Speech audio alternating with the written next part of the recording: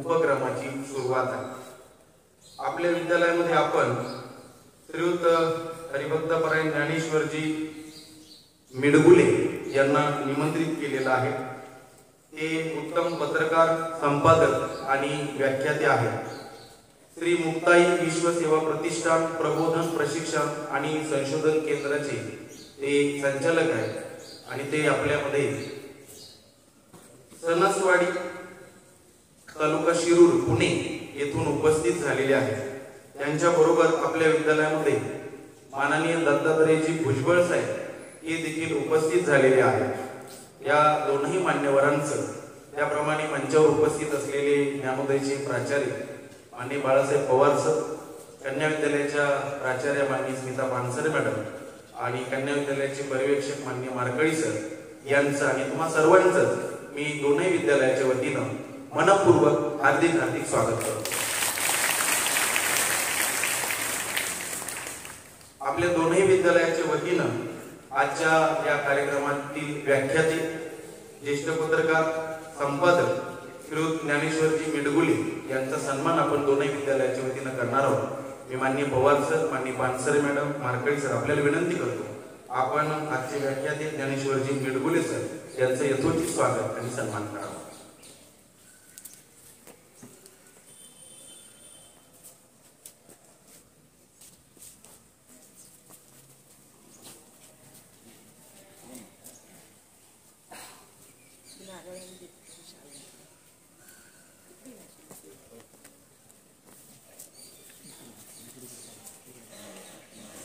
टाळ्यांच्या गजरात आपण ज्ञानेश्वर मिडगुले यांचा सन्मान दोन्ही विद्यालयाच्या वतीनं करत आहोत। त्यांच्याबरोबर आपल्या विद्यालयामध्ये उपस्थित असलेले माननीय दत्तात्रयजी भुजबळ यांचा देखील सन्मान आपल्या दोन्ही विद्यालयाच्या वतीनं होतोय। मी दत्तात्रयजी भुजबळ आपल्याला विनंती करतो आपण आमच्या दोन्ही विद्यालयाच्या वतीनं होणाऱ्या या सन्मानाचा स्वीकार करा।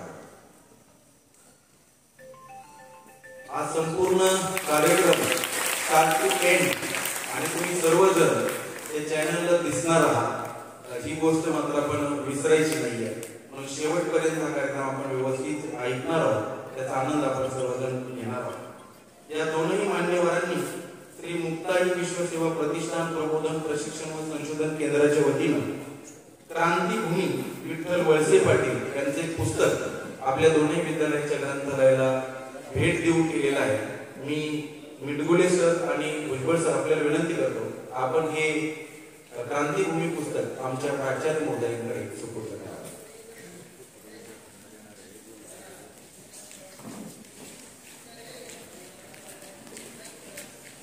टाळ्यांच्या गजरात त्या पुस्तकाचा स्वीकार आपण आपल्या ग्रंथालयासाठी करत आहोत।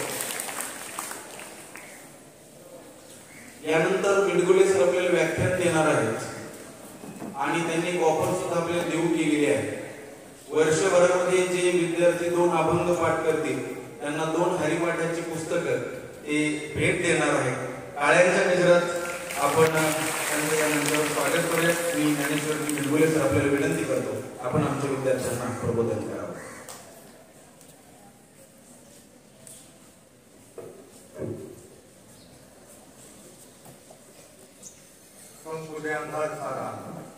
संपुदे अंधार सारा उजळूदे आकाश तारे, अंधारल्या पाहतेच येथे पाहुदे आनंद वारे। जागे आम्ही सृष्टी लागी होऊ दे माणूस जागा, मार्ग सारे स्वच्छ व्हावे अनमने ही साफ व्हावी, ही सकाळ रोज यावी माणसाचा देव व्हावा, माणसाचा देव व्हावा असे विद्यालयाचे सर्व गुरुदेव आणि तुम्हा बालदेवांना ज्ञानेश्वर मिडगुलेचा मनापासून मनपूर्वक नमस्कार।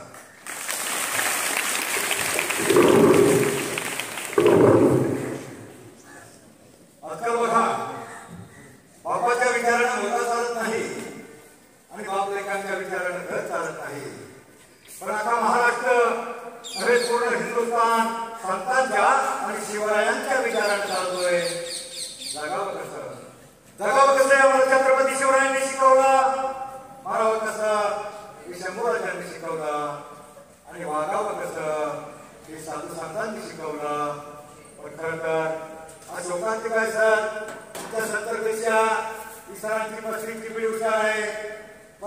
पेक्षा ही 12-17 पिढी हुशार आहे, पण भानगड काय झाले जरा जास्तच हुशार आहे. ते चांगलं एक तर त्यांच्यापर्यंत पोहोचत नाही, पोहोचलं तरी ते डोक्यामध्ये घेत नाही. संतांचे विचार, शिवरायांचे विचार याच्यावर आपला महाराष्ट्र जगून आहे आणि जोपर्यंत हे विचार जिवंत असतील तोपर्यंत चंद्र सुभे राहणार आहे. म्हणून संतांचे विचार, शिवरायांचे विचार डोक्यामध्ये घेऊन तो जगेल वागेल, तो भविष्यात टिकेल. समाजामध्ये अराजक आणलंय, सगळीकडे अंधार पसरलाय, आगमन उसळलाय, सगळ्या बाजून आगीचा फटका झालाय. तो फटका आपल्या बाहेर जे पाडस आहे ना हारणी आतमध्ये बसले. तुम्ही असं समजा की हारणी आत टीव्ही बघणारी आली आहे आणि ते पाडस बाहेर हातात मोबाईल घेऊन त्या मोबाईल मध्ये खेळणारं बाळ आहे हे सोडून द्या की हारणी दुसरी स्पर्धा हारणी आतमध्ये बसलेली आहे आणि पाडस बाहेर आहे. त्यावेळेला सगळीकडून हात पसरले, जंगलामधून वाढवा येतोय, तो हात जवळ येतोय, त्या बाळाला तो भस्मसात करणार आहे आणि त्या आगीतून एक वाघ उभा येतोय आणि वाघ उभा येतोय. त्याने ते पाडस पाहिलं, पाडस पाहिल्यावर त्याला त्या वाघावर धडक घालणार आहे. ज्या झाडाच्या शिकारी त्या पाडसावर नेम धरून बसलेला आहे. आता मला सांगा, इकडे शिकारी आहे, सगळीकडून हात आले, तो वाघोबा खायला आलाय, तर ते पाडस कसं वाचलं, कसं वाचू शकतो? या प्रश्नाचं उत्तर आपण शेवटला द्यायचंय. याच्याबद्दल मी तुम्हाला सांगतो, जीवनामध्ये प्रत्येक जण मोठा होऊ शकतो. बऱ्याच मुलांना असं वाटतं की गरीबाचा, की कमी हुशार, की लुगडा, की गुटखा, की काळा, की मुंगळा, की कसा मोठा होणार? प्रत्येक जण मोठा होणार. जीवनामध्ये तुमच्यातला प्रत्येक जण मोठा होणार हा विश्वास देण्यासाठी मी तुमच्या समोर आलेलो आहे. पाखरांमध्ये पाणी असतं, आता भरून ठेवलेलं, पुढे खाद्य असतं, पुढे रस्ता असतो डांबरी रोड, तरी तेवढा पुढे जातात. एखाद्याला अशा मार्गावर बसतात, झाडावर बसतात, पाहणाऱ्यांना वाटतं अरे ही पाखरं पडतील किंवा काय, परंतु मुलांनो त्या पाखरांना पाणी सुटण्याची भीती नसते. कारण त्यांचा त्या पाण्यावर नसतो, आपल्या पंखावर विश्वास असतो. तसा तुम्ही स्वतःमध्ये आत्मविश्वास निर्माण करा, मला मोठं व्हायचंय. तुमच्यातला प्रत्येक जण मोठा होणार. आपल्या भारताच्या राष्ट्रपती कोणत्या घरात जन्माला, कोणत्या समाजात जन्माला, कसा असला, कसा दिसण्यापेक्षा तुम्ही कसे असणार आहे त्यावर तुमचं जीवन आहे. आपल्या भारताच्या राष्ट्रपती कोणत्या समाजात जन्मल्या, काय त्यांचं नाव, कोणत्या समाजात जन्मल्या, त्यांचा कलर गोरा होता का? मग रंगावर नसतं, दिसण्यावर नसतं, असण्यावर असतं, भारताचे माझे असतं ते पी अब्दुल कलाम कोणत्या समाजात जन्मले, त्यांची परिस्थिती काय होती? लहानपणी त्यांना शिकायला खायला पैसे नव्हते, घरोघरी पेपर टाकायचे आणि पेपर टाकून पेपर टाकता होलेल्या पेपर मध्ये हळदीच्या पेपर मध्ये काही लेख वाचले आणि त्या लेखामधून त्यांना प्रेरणा मिळाली आणि आपण काहीतरी संशोधन करू शकतो. आणि भारताचे पहिले संशोधक राष्ट्रपती, आदर्श राष्ट्रपती म्हणून ते रिटायर झाले. त्यावेळेला त्यांच्याजवळ 2-4 ड्रेस, एक बॅगेच्या पलीकडे काय नव्हतं. भारताचे माजी पंतप्रधान लाल बहादूर शास्त्री रिटायर झाले, त्यावेळेला त्यांच्यावर 63 रुपयाचं कर्ज होतं. पहिली परिस्थिती बघा आणि आताची परिस्थिती बघा, काय भयानक झालं. माझे भटाच्या दुराचार अनाचार सगळा डोम सगळीकडून उसळलाय आणि हा डोम कसा शांत होणार आहे? त्याच्यातून आम्ही कसे वाचणार आहोत या प्रश्नाचं उत्तर तुम्हाला शेवटला द्यायचं आहे. भारताच्या एक धावपटू होऊन गेल्या पी.टी. उषा कोणत्या समाजात जन्मल्या, कोणत्या आदिवासी समाजात जन्मलेली मुलगी. तिला सतत 3 वर्ष पदक गोलकावणी देत होतं, फक्त 9 सेकंदावरून, फक्त 9 सेकंदावर पदक होतं. पण एकदा ती प्रॅक्टिस करत होती. प्रत्येक दिवशी ह्या गावातून त्या गावात जायची, त्या गावातून मागं करायची 10-12 किलोमीटर रोज पळायची. 3 वर्ष पदक गोलकावणी देत होतं. पण एक दिवस काय झालं, ती प्रॅक्टिस करत असताना परत त्या गावाकडे गेली आणि त्या गावातून जशी मागं वळाली तशी त्या गावातल्या 15-20 कुत्र्यांची कळवण, कुत्र्यांची कळवण पाहिजे का? पाहिजे का नाही? प्रमुख्याने बोला उत्तर द्या, कारण मग तुम्ही जर बोलणार नाही तर 1 तासाचे 2 तास होते. पाहिजे ना? कुत्र्याची कळवण लागत ते एकमेकांना अशी धावतात, अशी ओरडतात, अशी लहान कुत्रे ओरडतात आणि हे कुत्र्याची कळवण लागली. आता हे कुत्रे पी.टी. उषाच्या बाजूला पळालं, बाकीची सगळी कुत्री त्या कुत्र्याकडे पळाली. त्या पी.टी. उषाला वाटलं अरे कुत्रे आपल्याकडे मागे लागल्या, आपल्याला धावते किंवा काय, आणि मग ती त्या कुत्र्याच्या घरनं एक गाठ पळाली, मुंगाट पळाली, चिंगाट पळाली. 9 सेकंद सोडा, 15 सेकंद बोलले. मग कशामुळे पदक मिळालं? भारताला पहिलं पदक त्याच्या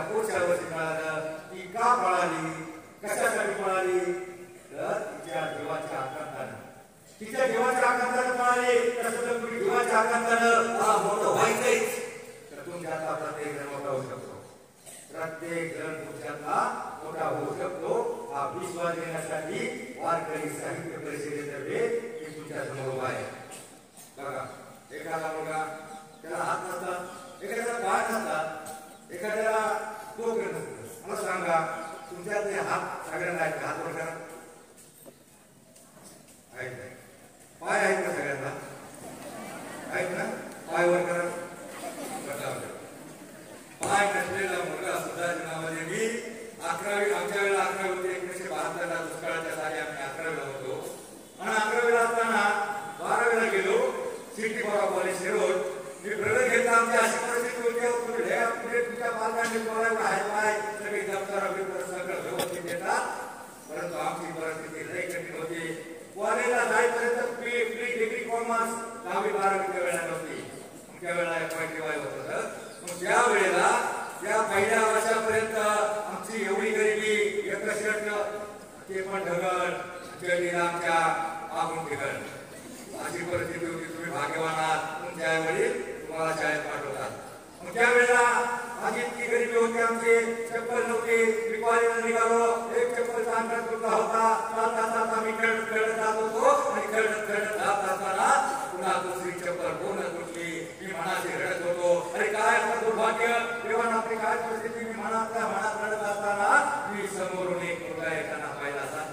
7वीचा मुलगा होता, पण त्याला पायच नव्हते. तो हातगाडी एक पत्र्याची एवढी गाडी होती, त्याला चाकी बनवली होती. त्या चाकावर बसून आपल्या डोक्या अंगानं घरडत समोर येत होता. त्याचं ते दुःख मी पाहिलं आणि मग माझ्या डोळ्यातलं रडलं, माझ्या मनातले विचार, माझं दुःख संपून गेलं. मी त्याच्याकडे पाहतच राहिलो. मी चालत होतो एकदा तामानी, डोळ्यात माझ्या म्हणून आले पाणी. रडणेच थांबले, परंतु जेव्हा दिसला मुलगा एक तो पायच नव्हते त्याला, त्याचे पाय होते. आणि मग मी मनाशी म्हणून आले, आपल्याला फक्त चपला तुटल्या म्हणून आपले दुःख वाटतोय, त्याला तर पायच नाही. काय झालं होतं त्या मुलाचं माहितीये? तो रडत आला. आता मध्ये बॅग होती, ती बॅग त्यानं एका ओट्यावर बाजूच्या दोन्ही हाताने भार देऊन आपल्या ओट्यावर तो बाजूला मांडलं आणि ती बॅग बाहेर काढली. त्यानं ती बॅग जशी बाहेर काढली तशी त्या शिरूरच्या पेठेतले मारवाडी शेख सावकार साहेब लोक लाईन लागली. त्याचे पाय का तुटले होते माहिती? गेल्या वर्षी 7-8 महिन्यापूर्वी त्याला फी भरायला त्यावेळेला 2 रुपये लागत होते. त्याची एवढी गरिबी होती, बाप दारू करून गेला होता. आई मजुरी करायची. आईला शेवटच्या दिवशी तो रडवेला झाला, आई देना की फी भरली नाही तर मला परीक्षेला बसता येणार नाही. तो रडत होता. आईकडे पैसे नव्हते, पण आईनं विनवणी केली, जा उद्या काहीतरी मी करेल, प्रत्येक घरी भांडी करेल, कोणाकडून पैसे होते आणि घरेल फी. आईनं त्याला वळेत पाठवलं. उशीर झाला होता अर्धा तास. ते पोरगं पळत निघालं. त्याला शिकायचं होतं, काहीतरी बनायचं होतं. ते पळत निघालं, पण पळत निघाली त्याचं दुर्दैव शिरूरच्या क्रॉसचा आडवा रोड आहे ना, पुन्हा नगर हायवेवर ते पळताना एक गाडी बाजून आली. त्या गाडीनं पाहिलं नाही, त्या मुलाला चिरडून गेली. त्या मुलाचे दोन्ही पाय तुटले. आणि 7-8 महिन्यानंतर दोन्ही पाय तोडल्यानंतर त्या पायाला व्यवस्थित रिकव्हरी आल्यानंतर तो मुलगा त्यावेळी समोर आला होता. जसं त्यानं त्याची बॅग बाहेर काढली तसे शेख सावकार बरेच लोक रांगेमध्ये आले. मी पाहतच राहिलो, काय भानगड आहे. मुलांना त्याच्या पिशवी बाजूला ठेवली. त्या पिशवीमध्ये काय साहित्य असावं? त्याच्या काखेतून ही पिशवी काढली, बाजूला ठेवली. काय साहित्य असावं? त्या पिशवीमध्ये होते कलरचे डबे, वारीच्या डब्या, वारीचा ब्रश, वारीचं तेल आणि मलम.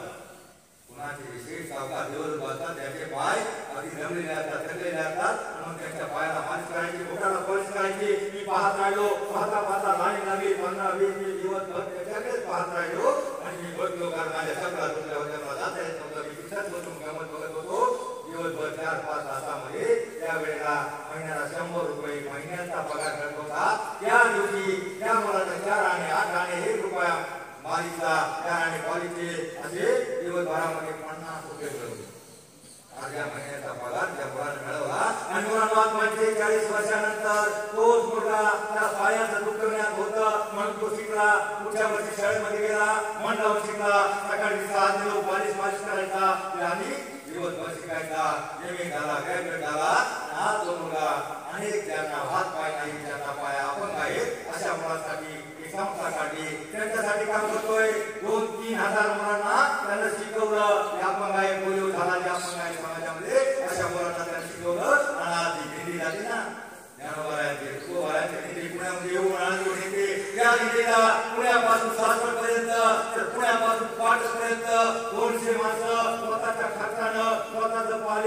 मालिशचं तेल, पायाचा मलम सगळे घेऊन स्वतःच्या खर्चानं तो त्या वारकऱ्यांच्या सेवेसाठी चढून त्यांचे पाय ठेवलेले असतात, झोपलेले असतात. कुणाला जखम असते त्याच्या सेवेसाठी 200 माणसं तो स्वतः बोलतो. अकोल्याचा ज्ञानेश्वर वाघमारे त्याचं नाव. मला सांगा पाय नसेल काय बिघडतं? तुम्हाला सगळ्यांचा पाय आहे, डोकं आहे. मला सांगा पाचवीला कोणकडे हात होता? पाचवीला तिकडे का? ठीक आहे. अभ्यासाचा हात खाली करा. आता मला सांगा अभ्यासाचा कंटाळा किती जणांना आहे?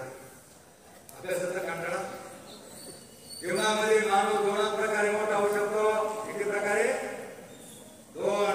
एक शिकून सवरून. आपल्याकडे म्हातारा माणूस आहे, शिकून सवरून काहीतरी बन. शिकून आणि सवरून. शिकून म्हणजे शिक्षण आणि सवरून म्हणजे सवरून. सकारात्मक अर्थाचे जेवढे शब्द सत्य सदाच्या स्वयंस्फूर्तीच्या संतांचे विचार त्या प्रत्येक सकारात्मक शब्दामध्ये माणसाचं जीवन बदलण्याचं सामर्थ्य असतं. एक मुलगा 5वीला गेला. वडारी समाजाचा मागास समाजाचा मुलगा 5वीला गेला. त्याला अभ्यासाचा फार कंटाळा होता. तुम्हाला कोणालाच कंटाळा नाही ना? मग तुम्ही नक्की त्याच्यापेक्षा मोठे होणार. त्याचा कंटाळा होता. आईनं बळत पाठवलं. तुम्हाला आई मला नाही जमत, मला लय शाळेचा कंटाळा, तुम्हाला नाही शिकायचं. पण आईनं बळत पाठवलं. पहिल्या दिवशी शाळेमध्ये गेला आणि शाळेमध्ये पुस्तकं वगैरे सगळं दिली. त्याला पहिल्या दिवशी मागास वर्गाचा मुलगा म्हणून गेल्या वर्षाचे काय ड्रेस दिले होते ते ड्रेस शिक्षकांच्या मुलांना दिले. त्याला ड्रेस अंगावर घातला आणि ड्रेस अंगावर कसा चढवला. त्याला कंटाळा असं ते मुलगा नेमकं मागं बसलं. ते मागं बसलं आणि मागच्या बाजूला एक घरामध्ये पोरगं होतं. ते त्याच्या जवळ हळूच बोलवलं. अरे 5वीला काय इंग्रजी आणि गणित असतं आणि ते लय अवघड असतं. आता आधी त्याला हवस. त्याने पाडला पाऊस. अवघड म्हणल्यावर त्याच्या डोक्यामध्ये भांडलं. ते मागच्या मागे उठलं आणि मागच्या मागे ते धूम टकाट पळालं. तसं त्यांच्या 4 किलोमीटर जंगलामध्ये कुठेतरी खडी पडत होती. आई जवळ धावपा टाकत उभं राहिलं. आई म्हणजे कार बाळा साला नाही का? साला म्हटला साला हाय. पाठी फुटली, शाळा सुटली. शाळा सुटली, पाठी फुटली म्हणला. मला नाही जायचं शाळेत आई. मला लय अवघड म्हणतात. मला लय कंटाळा आहे. त्यावेळेला त्याच्या आई म्हणते अरे कशाला आयुष्यभर आमच्यासारखं गावात कष्ट करतो, घरी पडतो, शिकून सवरून काहीतरी पण सुखाचं जीवन असेल पण पोरगं रडत नाही. मला नाही शिकायची शाळा असं तर नाही. तू रसावर काम आहे ना तुझं? 200 रुपये तुला रसावर मिळतात आणि मी तुला थोडी मदत करेन. थोडी मी खरी पडेल. गाय आता लागेल. मला ते शाळेचा कंटाळा नाही नको नाही. मला नाही जायचं सरळ. आणि मग आई म्हटली त्याला नाही शिकायची तर मारलेल्या तुझ्या नशिबातच नाही. तो गायीने हातामध्ये दिला. पोराला वाटलं सुटलो. आता कातातून अभ्यासाचा सुटलो आणि मग पोराला कोशीमध्ये हातोडा घेतला. हातोडा घेऊन मोठमोठे दगड सोडून बाजूच्या लहान दगडावर ठोके मारायला लागला. ठोके मारला. 20 मिनिटामध्ये घामा गुंताला. आता मला सांगा मुलाचो घरी फोडायचं सोपं का अभ्यास करायचं? 20 मिनिटामध्ये पास. 20च्या मुलाला किती ताकद असणार?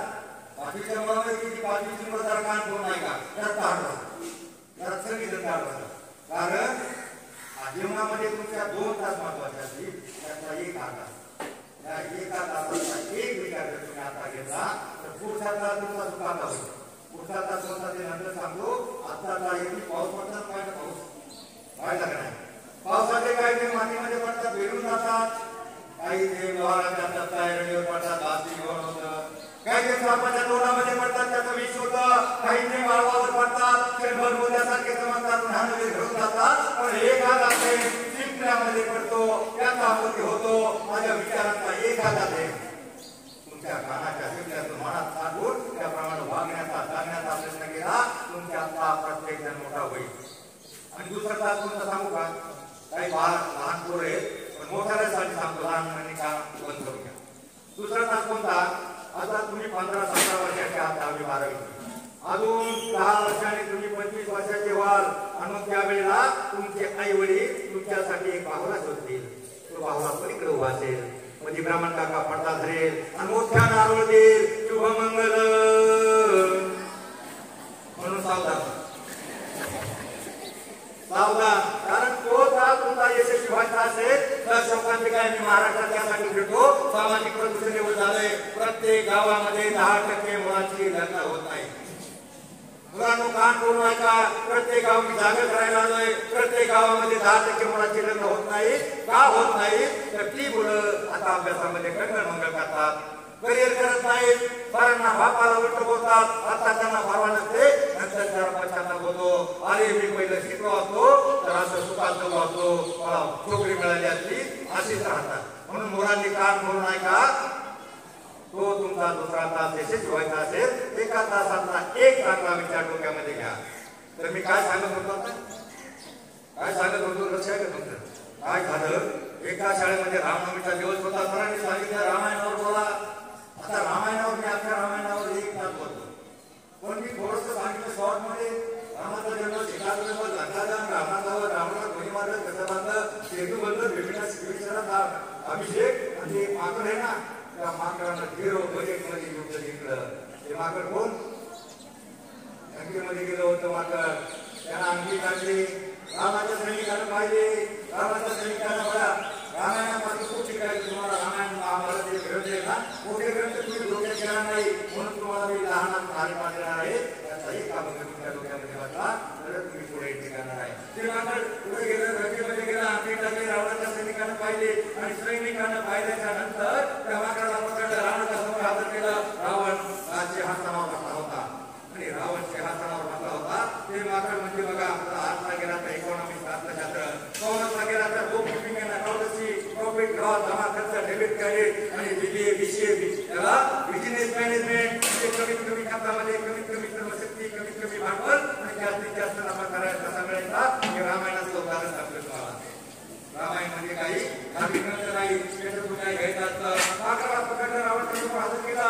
रावणाचं सिंहासन होतं, म्हणजे माकड काय सांगत होतं, रावणाच्या सिंहासनापेक्षा त्यांना शेपूटाचं लांबवलं येटवळं करून रावणाच्या समोर ठेवून उंच करून करायचं. रावणानं पाहिलं, रावणाला राग आला आणि म्हणजे हे माकड तेवढा आपला शेपटाचा मान दाखवत आहे. काही सैनिकांना म्हणतात चिंध्या घेऊन या, कपडे घेऊन या, एका शेपटाला सगळे गुंडाळा राखेल मधून भेटून द्या, एका शेपटाचा मान करूया. तुमचं लक्ष आहे का? याच्यासाठी सांगतो रामायण, याच्यासाठी सांगतोय, तुमचं लक्ष आहे का? तर याच्या गुंडाळा हटाव, सगळ्या रंगीतल्या साड्या, सगळ्या चिंध्या आणल्या, तरी त्या माकडाचं एक साडीचं शेपूट उरलं. सगळ्या चिंध्या आणल्या, सगळ्या साड्या, कारण मॅडम त्यावेळेला बायांच्या कपाटामध्ये एवढ्या साड्या नव्हत्या. नाहीतर मी एक आता कार्टून पाहिला मॅडम, सगळे लोक ऐका, आता मी एक कार्टून पाहिला, एका मताच्या कपाटामध्ये एवढ्या साड्या थपी लागलेली उंचपर्यंत, तिला वाटलं काची साडी घालावा. तिनं जशी साडी ओढली, वरल्या साडी बोकांनी पडल्या, हाताने करा एवढ्या साड्या. घरात एवढ्या साड्या आल्या तरी बाई म्हणणार सापडायची बंद करायची, साडी आणा सणाला, कशाला मारायला साडी, कशाला सण. आपल्या कपाटावर सगळे माळावर पडलेली भांडी कुंडी, हे आपला समाज याच्यासाठी विकेला लागलाय. मग त्यावेळेला एक साडीचं अंतर बरोबर होतं. दारे म्हणते कुठेतरी सीता वनवासात लंकेत अशोकाला खाली झाडाखाली बसले, ती साडी घेऊन या. ते त्या माकडानं ऐकलं आणि मग त्या माकडानं ते टाकून घेतलं आणि म्हणले म्हणजे 10 लाखाच्या डब्यांना 10-5 लाखाच्या डब्यांचे त्या शेपटावर लांबवलेल्या साड्यावर होते आणि मातीच्या माती आणल्या आणि सगळ्या बाजूला पेटून दिलं. सगळ्या बाजूला पेटून दिल्याच्या नंतर ते माकड सामान्य नव्हतं. त्याने जसं उड्डाण केलं आणि आपण पलीकडे असतो ते वाटे मारतो ना, तेव्हा जसा पेटवतात तसा रावणाच्या वाड्यावर, सैनिकांच्या वाड्यावर, त्याच्या घड्यावर, त्याच्या हुड्यावर, त्याच्या बंगल्यावर, त्याच्या झोपडीवर अख्खी लंका त्यांनी 1 तासामध्ये जाळून टाकली. आता मला सांगा, सध्या युक्रेन आणि रशियाचं युद्ध चालू आहे. बिझनेस मॅनेजमेंट बरं का, युक्रेन आणि रशियाचं युद्ध चालू आहे. त्याच्यामध्ये दोन्ही देशांचा किती खर्च झालाय आणि कोण पूर्णपणे जिंकलंय का? आपल्या देशाचं 10 पट म्हणजे एवढा खर्च झालाय. मग त्या माकडाचा किती खर्च झाला होता मला सांगा. साड्या कोणाच्या होत्या? कोणाच्या? सगळ्या रावणाच्या लगेचच्या. राखेल कोणाचं? माचीस कोणाची? म्हणजे 0 बजेट मध्ये युद्ध जिंकलं. हे तिन्ही साईडला लागू पडलं. पण आपण रामायणावर मी एक तास बोलतो. रामायणातली लक्ष्मण रेषा जर मुलींना सांगितली तर मुली सुधारणारच नाही असं सांगतो. तुम्हाला वेळ कमी आहे, तुम्हाला मला फक्त जॉगिंग करायचं आहे. तर मी तो सांगत होतो, एका शाळेमध्ये सांगितलं की रावणाला कोणी मारलं, कसं मारलं, काय झालं. आणि मी पाहिलं एक पोरगं माझं पुण्याला मारत होतं. त्याला मी मारल्याला म्हणलं, ए माग बसलेल्या मागून 2 नंबर, रावणाला कोणी मारलं रे? आता तू काय रावणाला मारणार? तुझं शाळेत लक्ष नसतं, रावण कुठं तुला सापडणार आहे? मग तुमचं लक्ष काय सध्या? तुमचं लक्ष ध्येय म्हणजे काय सध्या? टीव्ही, माझ्या नवऱ्याची बायको, काय लक्ष आहे तुमचं? लक्ष आहे शिक्षण. शिक्षण म्हणजे पुण्यातून विश्वविद्यालय करण्याचा मार्ग.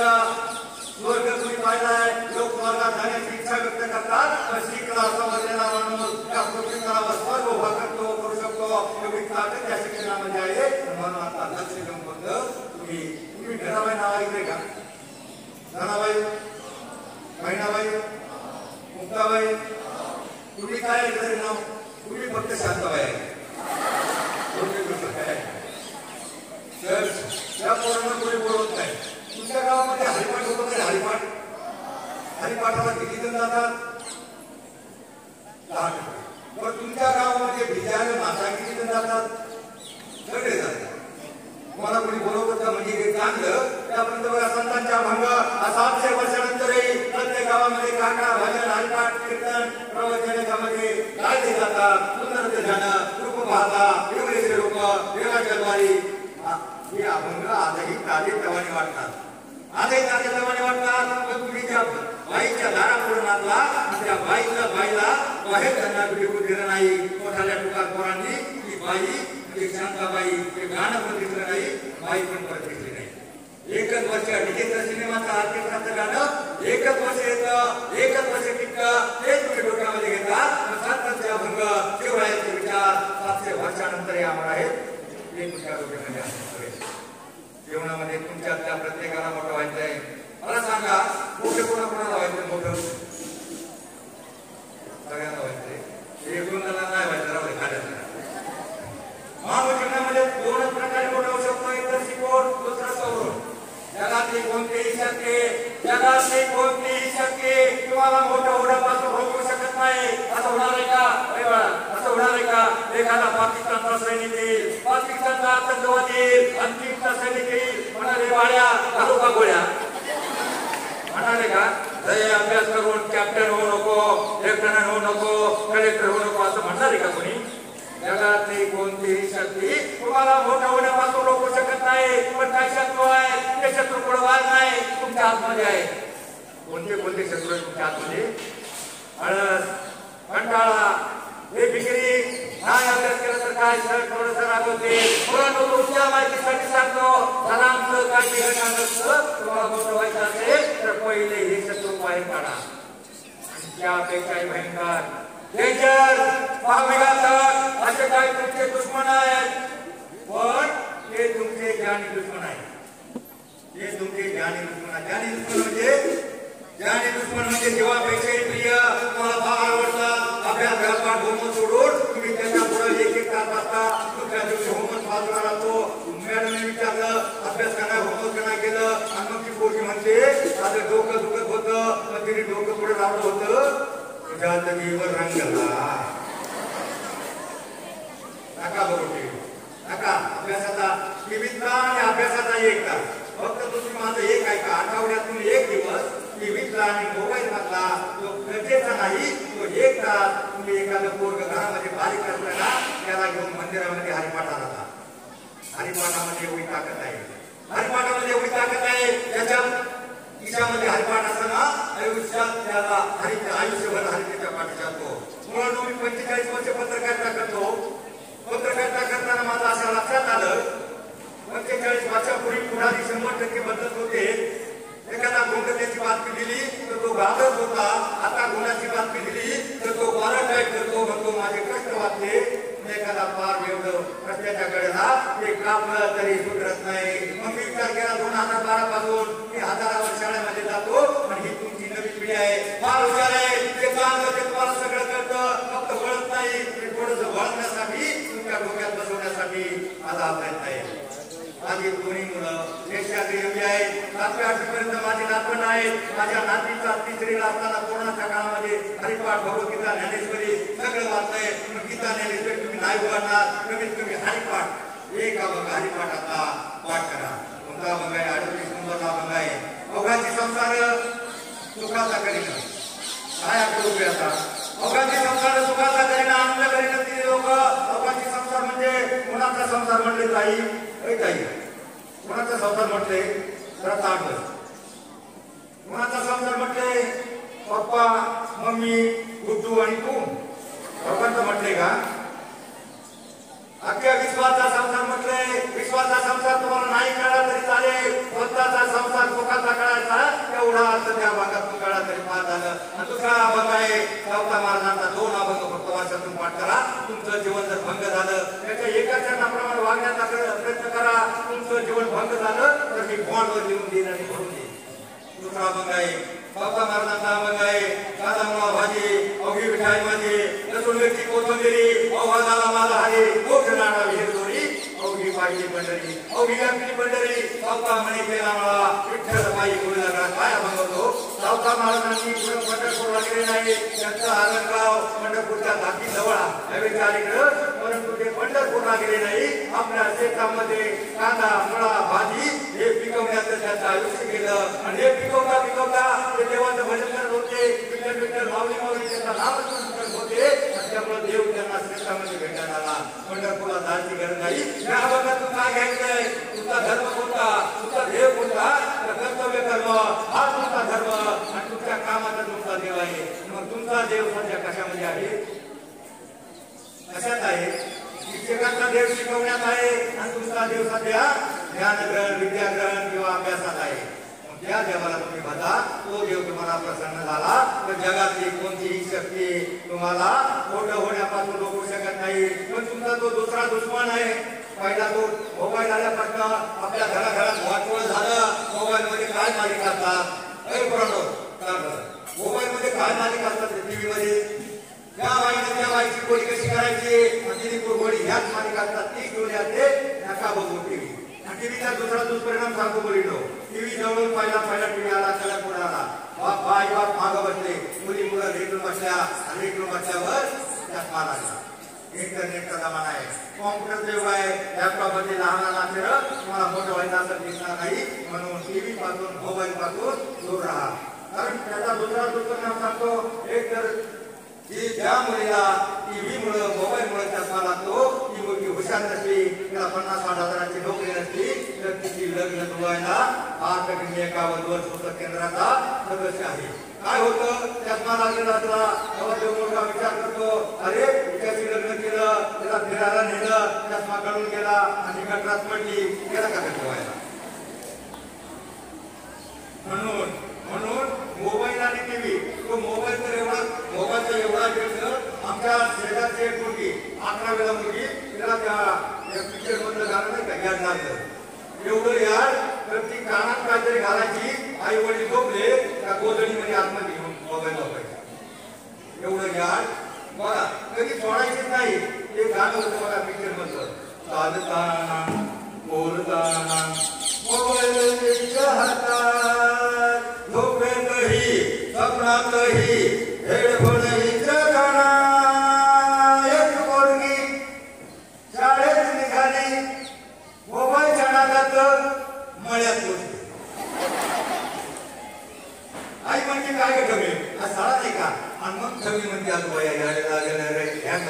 मोबाईल गरज आहे 50% चांगला आहे पण त्यातलं चांगलं तेवढं घ्या सगळे घोटाळे मोबाईल सुरू झाल्यापासून 25% ऍक्सिडेंट त्या मोबाईलमुळे झाले कारण फोन आला का मोटरसायकलवर चालता फोन उचलला आणि धडकणार नेला 25% ऍक्सिडेंट मोबाईलमुळे झाले आणि 25% त्या मुलींच्या जीवनामध्ये जे तांडव झालं ना मुलींचे जे भयंकर काहीतरी झालं मुलींच्या जीवनामध्ये जे वाईट घडलं ना ते मोबाईलमुळे घडलं काय होतं मुली अज्ञानात आता तुम्ही 12वी पर्यंत आहे ना 12वीच्या नंतर तुम्ही पुण्याला जाल मला बरंच गोष्ट सांगायचं होतं पण मुलींची शाळा आहे मुलींसाठी सांगतो लहान मुलं काम करू नका लहान मुली कारण अनेकदा आपण पेपर वाचतो लहान मुलींना चॉकलेटच्या आयुष्य दाखवले जातात मोठ्या मुलींना काही वस्तू भेट दिली जाते आपले कुठेतरी ओळखीचे लहान मुलीवर अन्याय अत्याचार करतात आणि ती बातमी मोठ्या रंगाने छापली जाते आणि एखाद्या शाळेतल्या मुलाला चांगली मार्क पडले ते पाठवलं तर एवढं कॉलम असतो म्हणजे अशी वाईट बातमी मोठ्या प्रमाणात छापली जाते आणि मुलीच्या कॉलेजला जात कॉलेजच्या बाहेर 4 वर्षापूर्वीची सत्य घटना सांगतो मला दुसरं सांगायचं होतं पण मुलीच्या असल्याचं सांगतो पेरणे फाटा पुण्यापासून 40 रुपये लागतात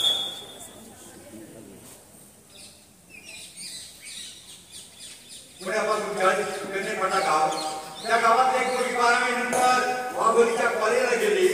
ते कॉलेज एका मंत्र्याचं होतं आणि त्या कॉलेजच्या बाहेर आपल्या मुलींना भ्रष्ट करण्यासाठी अशी एक संस्कृती टपली आहे. लवदेहाच्या नावाखाली त्या कॉलेजच्या बाहेर त्याला मोबाईल शॉपिंग टाकून दिली जाते. आमच्या मुली मोबाईल करत जातात. ते फोटो हेरतं. कोणती मुलगी साधी घोडी आहे, कोणती मुलगी पट्ट्या डोकी आहे. मग त्या मुलीशी बोलायचा प्रयत्न करतात. तिचा नंबर करतो. मुलगी चार्जिंग करायला आली की मग तिला तो पुढली स्टेप येतो आणि त्याच्या पुढली स्टेप घेऊन तो मुलगा म्हणतो आज फार मॅचिंग ड्रेस घालताय, आज फार सुंदर दिसतेस. सुंदर दिसतेस म्हणल्यावर हसते. आजकाल त्याला वाटतं जगण्यासारखं आहे. आणि मग तो म्हणतो अरे तू एवढी डोळ्यापर्यंत पोहोचते, एवढी हुशार, एवढी टॅलेंटेड, एवढी देखणी, एवढी सुंदर आणि एवढासा मोबाईल वापरतेस. 800 रुपयाचा घट्टू. ही मुलगी म्हणते माझ्या बापाची ऐकत नाही, मला हिनप आहे, मला पुरेसा आहे, माझ्या कामापुरता आहे. तो मुलगा म्हणतो जग पुढे चंद्रावर चाललाय, तुझ्यासारख्या हँडसम मुलीला कसला मोबाईल पाहिजे अँड्रॉइड. तो ती म्हणते माझ्या बापाची ऐकत नाही. आणि मग तो म्हणतो मी देतो ना, मी देतो ना म्हणल्यावर या मुलीच्या मनामध्ये लोभ उत्पन्न झाला. तसा सीतेला वनवासामध्ये अन्नाची कातड्याची जोडी पाहिजे म्हणून लोभ उत्पन्न झाला होता. आणि मग रामायण बिघडलं, लंकेमध्ये जावं लागलं. तसं त्या मुलीला मोह उत्पन्न झाला. आणि मोह उत्पन्न झाल्यावर ती मुलगी म्हणली नको नको, माझ्या बापाला जर कळलं तर माझा बाप मला उभी कापील. तो म्हटला तुझ्या बापाला कसं कळल, तुझा बाप तुझं तरी तिकडं शेतामध्ये कडबडत असल, घाम गाळत असल, झाडाची काढ रक्ताचं पाणी करत असल, तुला पैसे पोहोचवण्यासाठी घाम गाळत असल, त्याला कसं कळल. त्या मुलीला म्हटलं बापाला नाही कळणार. कोणती मुलगी म्हटली नको नको, मी तुझ्या बरोबर नाही येणार, मला भीती वाटते. तू म्हणतो पुण्याला मोबाईल घेऊन देतो, मला भीती वाटते. तो मुलगा म्हणतो सोनू सोनू तुझा माझ्यावर भरोसा नाही का. आता सोनूचा भरोसा नव्हता, सोनूचा त्याच्यावर बिलकुल भरोसा नव्हता. पण तिच्या मनामध्ये त्या सीतेप्रमाणे मोह उत्पन्न झाला होता. अरे एंड्रॉइडचा मोबाईल मिळतोय, फुकट मिळतोय, आयुष्यात फुकट कोणाचं काय घेऊ नका, 1 पैशाचा सुद्धा. एंड्रॉइडचा मोबाईल मिळतोय म्हटल्यावर ती तयार झाली. शॉर्टमध्ये सांगतो तयार झाली. ट्रेनने पाठवून 40 रुपये लागतात. पुण्याला गेले. 20,000 रुपये त्याच्याजवळ होते. तर तुम्हाला घडी देताना घडीत बरोबर सांगितले, घडी देताना घडीत 20,000 त्याच्याकडे होते. 18,000चा मोबाईल घेतला. किती उरले. मग पोरगी पुण्याला नेली म्हणल्यावर त्याला पाठवायचं म्हणल्यावर त्याला काय वडापाव आणायचं का. 5 स्टार हॉटेलमध्ये गेला. तेव्हा त्याची वडापावची अवकाश नव्हती, वडापाव खायची अवकाश नव्हती. 5 स्टार हॉटेलमध्ये त्या मुलीला घेऊन गेला. आणि मग तिथं 1800 रुपयाचं बिल आलं. आता मला सांगा किती उरले. 200 उरले. बरोबर, यांचं लक्ष आहे. 200 उरले. आता यायला 40-80 रुपये लागणार होते. आणि मग ते निशाण व्हायचं का नाही, मागे यायचं ना शाणा बनवून. आता सगळा कार्यक्रम मुख्य होणार आहे, मागे यायचं ना. मग त्याला आणखी त्या मुली भाव खायचा प्रयत्न केला. त्या मुलीला म्हटला आईस्क्रीम खाओगी. मग ती मुलगी पण म्हटली हा हो मध्ये 180 रुपये. आता किती उरले. यायला किती लागत होते 80 रुपये. आणि मग त्याच्या मनामध्ये प्रश्न चिन्ह होता, अंतकरणात दुःख होतं, पण ते मुलीला काय करता येत नव्हतं. वेदना होत्या अंतकरणात. चेहऱ्यावर उष्णावसान आणून पायऱ्या उतरायला लागला. आणि पायऱ्या उतरत असताना शेवटच्या पायरीवर जसा आला तसा त्याच्या वयाचा भिंदरलेल्या केसाचा एक तरुण मडकाटलेल्या कपड्याचा समोर आला. आणि त्याच्या हात पसरला. 20 रुपये देना साहब, 20 रुपये देना साहब. त्यानं पाहिलं. तो म्हणला 20 रुपये का क्या करेगा. तो म्हणला कुछ नहीं साहब, मोबाइल को रिचार्ज करना है, गर्लफ्रेंड को फोन करना है. तेव्हा तो फिरो आपल्या लैलाला म्हटला देख लैला भिकारी ने भी गर्लफ्रेंड बनाया. तेव्हा तो भिकारी म्हटला पैसा नहीं, गर्लफ्रेंड ने भिकारी बनाया. टोटल 35 ते 15 ते 35 पिढी भिकारी होत आले. आणि फक्त 7-8 लोक श्रीमंत झाले. 99% घरामध्ये 4-4, 8-8 मोबाईल, 1000-2000 देत असताना आम्हाला काही दुःख वाटत नाही. घरात 1000 रुपये लाईट मिळालं. आमचा बाप लाईटीच्या हवेत बदला तो म्हणतो साहेब 2च पंप एवढा कसा. मग मोबाईल फक्त गरजे पुरता वापरा. हाय हॅलो भानगडी कोण वॉर्निंग काहीच करू नका. कारण याच्यामुळे काय झालंय की 7-8 माणसं श्रीमंत होत चालले आणि सगळी गरीब. कोणती श्रीमंत होत चालली माहिती का. कोणती. Tata, Adani, Ambani, Airtel, Vodafone, Idea. काय आयडिया काढली त्यांनी. एक वायर खाऊन गेली आणि म्हणतात ठेव. सगळ्यांना ठार मारायला लागले. म्हणून मोबाईलचा गैरवापर झाला. आणि मग तेवढ्यामध्ये त्यानं काय केलं, 20 रुपये पोरगा मागतोय म्हणल्यावर आता खिशामध्ये पैसे आहे, त्यामुळे पुढे कमीपणा कसा म्हणून त्यानं मोठ्या शानमध्ये म्हणून त्यांनी मोठ्या शानमध्ये ती 20ची नोट काढली, अशी फडकवली, भाव घालला आणि त्याच्या हातावर टेकवले. तेवढ्यामध्ये त्या मुलीच्या गावाला पोलीस म्हणजे एक कार्यकर्ता त्या ठिकाणी आला आणि त्या ठिकाणी आल्यावर त्यानं पाहिलं आणि गरीबाची मुलगी बायोटार हॉटेलमध्ये काय करते त्या मुलीला विचारलं, तू इथं कशी? त्या वेळेला तिने त्या मुलाकडे हात दाखवला. जसा त्या मुलाकडे हात दाखवला तसा तो मुलगा 90च्या स्पीडनं पळाला आणि त्याच्यामध्ये इराण, अफगाणिस्तान कुठला असत त्याच्यामध्ये गेला. 4 वर्ष झाले की कॉलेजच्या बाहेरची टपरी बंद आहे. म्हणून आमच्या भोळ्या भाब्या मुलींना फसवण्याचा प्रयत्न करतो. तुम्हाला मायावी जगातलं, फसव जगातलं, तो इंग्लिशमध्ये काय एक वाक्य निघाले फसव काय, मला जुना विभाग आहे, मला जास्त इंग्लिश येत नाही, काय ते मला आठवत नाही. त्या पिक्चर मधलं सायराट मधलं काय आय काय वाक्य मला काय 3 शब्द आठवत आहेत. एखादं तुम्हाला कॉलेजला गेल्यावर म्हणल किंवा एखादं सहज म्हणल आय काय ते काय बी काय नसतं. ते काय बी काय नसतं. सकाळच्या वेळी देवतावर पडलेलं वाचण्याचं धवासलं, वास्तवाच्या उन्हाचे चटके पडले की तेव्हाच बिघडतं. मुलीनं म्हणून आयुष्यामध्ये कोणत्याही लोभाला, मोहाला, प्रलोभनाला बळी पडायचं नाही. त्या पिक्चर मध्ये तो शब्द फेमस झाला आणि मला वाटलं वेळ संपलेला आहे. फक्त मुलींना आयुष्यामध्ये जपून टाका पाहून. रस्ता फार खास खडक्याचा आहे, सगळीकडे वणवा भरकला आहे, तुमच्यावर अत्याचार अन्याय करायला लांडगं स्वातंत्र्य टपलेले आहे. म्हणून चालताना नीट पाहून चला, सरळ पाहून चला. रस्ता खास खडक्याचा आहे, जपून टाका पाहून. कारण प्रत्येक वाट सारखी नसते, जपून ठेवा विश्वास. कारण प्रत्येक माणूस आपला नसतो, जपून घ्या निर्णय. कारण प्रत्येक पर्याय योग्य नसतो, जपून ठेवा आपलं मन. एक फक्त आपलं असतं मनाचा ब्रेक. काय मनाचा ब्रेक, उत्तम ब्रेक आणि मनाला ब्रेक लावण्याचं काम आमचा अध्यात्म परमार्थ करतं. आणि मग ही आग कशी विकणार आहे? माझा पहिला प्रश्न होता, ही आग कशी विकणार आहे? ते शिकारी आहे, तो वाघोबा आहे आणि ते सगळीकडून आग भेटली, ते पाडत बाहेर मिळतंय. ही आग कशी विकणार आहे? सांगताय कोणी प्रश्नाचं उत्तर? 2 प्रश्न विचारणार आहे. त्यातला हा एक प्रश्न 2 पुस्तकं बक्षीस देणार आहे. क्रांतिभूमी पत्रकार कोण सांगतंय ही आग कशी विकणार आहे? कसं वाचणार आहे ते पाडस? ही हात कशी वाचणार आहे? ही पाडसं कशी वाचणार आहे? सांगा. ऐका कुणाकडे उत्तर. अहो वाचणार आहे, वाचू शकतो. या निसर्गामध्ये असा चमत्काराची शक्ती आहे. जग नष्ट करायचं तर त्याच्या शक्ती आहे, जग उद्धारायचं त्याच्या शक्ती आहे. वाचू शकतो. सांगू उत्तर? काय माहिती कसे कसा वाचू शकतो? ठीक आहे, वाचू शकतो. एका बाजूला त्याच वेळेला निसर्गाचा चमत्कार होतो, त्याचा वारा होतो, तो वारा घोंगावत येतो, विजांचा कडकडाट होतो, पाऊस सुरू होतो आणि विजांच्या कडकडानं तो शिकारी नेम भरून तो नेम मारणार.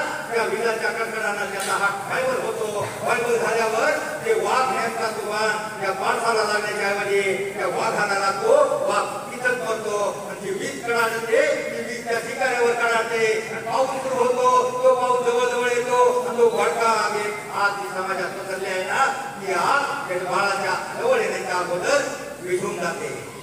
आता मला सांगा, वीज कोणती? तो पाऊस कोणता? ते बाळ कोणतं? ती आई कोणती? तो वाघ कोणता? ती शिकारी कोणता? हे तरी सांगा. काय माहिती का? ठीक आहे, आपलं वेळ संपत आलंय, सांगतो तुम्हाला. बघा, त्याच वेळेला परमार्थाचा वारा होतो, अध्यात्माच्या विचार करतात आणि संस्काराचा पाऊस सर्वत्र पडतो. त्या पाठसावर आणि जगावर पडतो. त्यावेळेला अत्याचार, अन्याय, दुराचार, शुद्धाचार याची सगळी आग अनैतिकता आग विझून जाते. त्यासाठी संस्काराचा पाऊस पडतो. हा संस्काराचा पाऊस त्यावेळेला तुमच्यावर पडेल, त्या वेळेवर पडेल. त्याच वेळेला सर हे जग वाचणार आहे. समाजामध्ये अलीकडे सर तुम्ही शिकवता, एक मिनिट वाईट वाटतो घेऊ नका. शिकण्याचा तुम्हाला पगार मिळतो, शिकवण्याचा तुम्हाला पगार मिळतो, पण ठीक आहे, हे तुम्ही चांगलं शिकवता. प्रत्येक शाळेमध्ये शिक्षक जीव करून शिकवतो, हे आम्ही पाहिलेलं आहे. पण त्यापेक्षा इतर मला सांगा, घरामध्ये आपण दूध घेतो, दूध घेता का नाही? गवळी दूध घेतो मॅडम, घरामध्ये दूध घेताना तो गवळी 2 माप टाकतो. आपल्या रस्त्याद्वारे आम्हा मार्ग देतो की काय तो गवळी पुरत टाकत असतो मग त्याच्याकडून थोडंसं ढकमाळतं आणि मग तो शेवटला एक माप एक्स्ट्रा टाकतो ते जास्त टाकतो अर्ध टाकतो आणि मग हे एक्स्ट्रा माप जास्त माप म्हणजे संस्काराचं माप शिक्षकांनी मुलावर टाकावा एवढीच मी विनंती करतो आणि वेळ संपत आलेला आहे.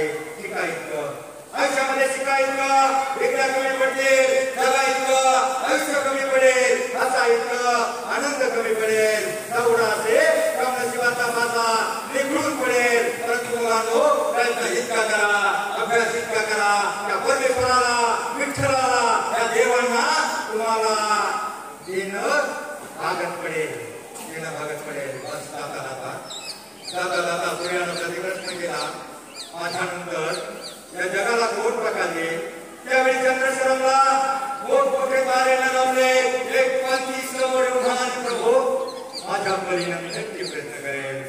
त्याच वेळेला माझ्यासाठी एका काव्यानं ठरवलं कुठं तरी काळा मोठ्या जाऊन लुकलुकेल अज्ञानाच्या अंधाराला प्रकाशाचा हातीवर लागूनच जमेल लागूनच धरेल.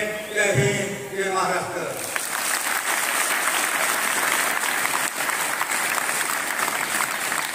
धन्यवाद. माझे क्षण विभाग आहे तुम्ही बघा.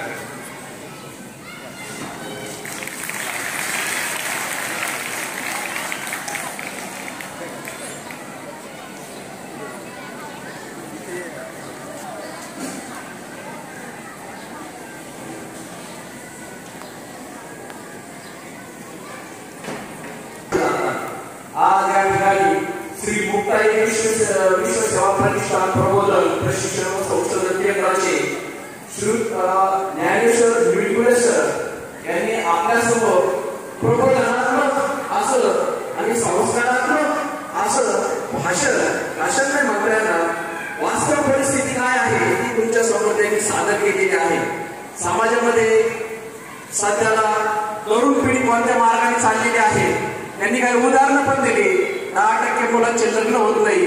परंतु मिळकुले सर माझ्या असं ऐकण्यात आणि पाहण्यात आलं मागच्या महिन्यामध्ये सोलापूर जिल्हाधिकारी कार्यालयावर मुलांनी मोर्चा काढलेला होता. या मुलांचे लग्न जमत नाही ना त्या मुलांनी जिल्हाधिकारी कार्यालयावर मोर्चा काढला होता. आमचं लग्न जमून द्या किंवा आमचं लग्न करून द्या. ही समाजामध्ये परिस्थिती आहे. ही परिस्थिती का निर्माण होते हे त्यांनी आता त्यांच्या अतिशय प्रबोधनात्मक अशा भाषणातून त्यांनी सांगितलेलं आहे. मुलींची सुद्धा ओरडून काढण्याचं कारण नाही. मुलांना मोर्चा काढावं लागलेलं आहे आपण खूप सेफ आहोत किंवा सुरक्षित आहोत असं नाही. आजकालचे मुलं टॉप आहे किंवा उच्च शिक्षण घेतात त्यांची सुद्धा अपेक्षा असते किंवा त्यांचा साथीदार जोडीदार हा सुद्धा चांगला उच्च शिक्षित सुसंस्कारित असावा. त्याच्यामुळे त्यांच्या या भाषणातून आपल्याला दिसून येते की मुलांनी आणि मुलींनी चांगले संस्कार कसे होतील ते पाहावं. आता त्यांनी 2 उदाहरण तुम्हाला विचारले पहा. 2 उदाहरण तुम्हाला सांगितले. शिवरायांना सुरायचं नाव काय आणि इकडं सायराबादकडून निवडची किंवा साई निवडची नाव काय ते विचारले आणि त्यांनी लगेच एक प्रश्न विचारला त्या मुलाला महात्मा ज्योतिराव फुले यांच्या मुलाचं नाव काय आणि डॉक्टर बाबासाहेब आंबेडकर यांच्या मुलाचं नाव काय हे सांगताना आलं. हे का नाही सांगता आलं कारण आपण तो अभ्यास करतो. आपण वरवर पाहतो किंवा बाह्य रूपाकडे आकर्षित जातो. आज आपल्याला ज्यांच्यामुळे शिक्षण भेटते किंवा ज्यांच्यामुळे या देशाची ज्यांच्यामुळे या देशाची घटना चालू आहे किंवा आपल्याला अन्याय झाल्यानंतर त्याच्यावर जात कशी मारायची हे ज्यांनी लिहून ठेवलेले आहे त्यांच्या संदर्भात आपण वाचन कमी पडते. हे निश्चितच त्यांनी त्यांच्या प्रबोधनात्मक अशा व्याख्यानातून आपल्याला सांगितलेलं आहे.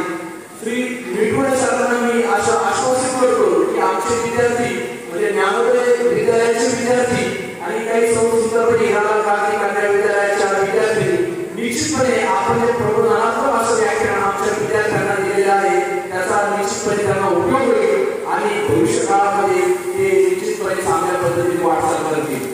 आज आपण या ठिकाणी आला आणि आमच्या विद्यार्थ्यांना प्रबोधनात्मक असं व्याख्यान दिलं त्याबद्दल दोन्ही विद्यालयातर्फे मी आपले खूप आभार मानतो.